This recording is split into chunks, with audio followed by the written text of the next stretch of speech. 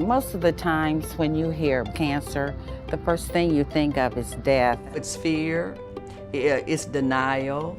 It's a lack of knowledge. Because I think people just don't know. The myths that they hear and not the understanding. It's just a general mistrust. A lot of times they say, I don't want to know, and that is the most heartbreaking. Just getting the diagnosis of cancer is enough. The African American women do not go out and get their mammograms. So I have to tell them the story that this is preventive to help you keep living so you can be 72 like Miss Ella. The burden of cancer is really dramatically high in the African American community. And when we have a disparity, meaning a difference in incidence or a difference in mortality or the death rate, we want to understand why. And in the end, what we want to do is narrow that gap, close that gap, so that we don't see these disparities. Our mission is to look at every facet of how we diagnose and treat cancer, how we prevent cancer, and make certain that all of the populations that we serve are benefiting from that research. Part of our outreach to the community was to partner with over 80 churches to provide educational materials around the importance of screening. In addition to that, the Breakfast Club in Cheryl Jackson partnered with Siteman to make sure they were on site to help women navigate that whole concern about getting a mammogram. The Faith on the Move program was a program that we started with Siteman Cancer Center. We felt like if the women weren't coming to the sites, then if we would work with Siteman that had the mobile van, then we could bring the services to them. We try to get out and we educate, give the information. Information about the newest types of treatments that are being done. I mean, we're in the community still trying to get women to get mammograms. You think that's difficult. That's why when you start talking about clinical trials and all, the community will bring up every negative thing that they've heard and they've read about. And you have to acknowledge that and say, yes, but things are different now.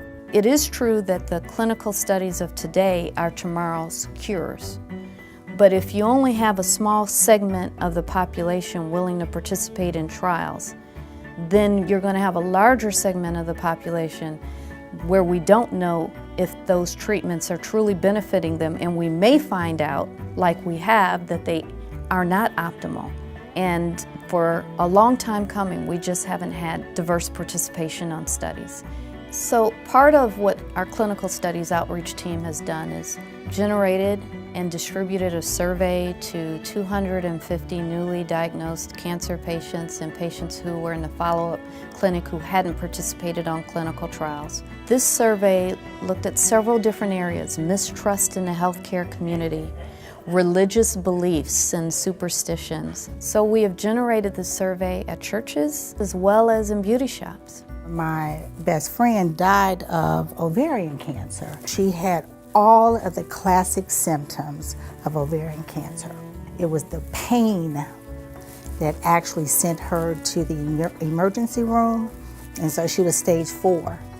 We see some of the largest differences in survival in breast cancer. There's a 40% difference in survival for African American women in the St. Louis area compared to white women. And what's one of the major reasons that we see that difference? Part of it is stage at presentation. If you catch breast cancer early, you got a 99% cure rate. But if you catch it late, like in stage 3, 4, it's more complicated to treat. I think that was one reason my mother survived, and another reason my girlfriend did not. I have just seen so many patients where we leave the consult and we say, wow, that could have been prevented. Success would look like, to me, reducing the disparities by 50%. If I can save one life, but I've got to save many, because I don't let anyone get by me. I pull them into this van so they can get the mammograms. Now, we want African American women, but we want all women. because we want to save all lives. You just want people to live their best life. I have survived cancer, and I did it by getting early detection. I am a 26-year breast cancer survivor. I'm a 10-year survivor. So I tell people, look at Ella. I'm good.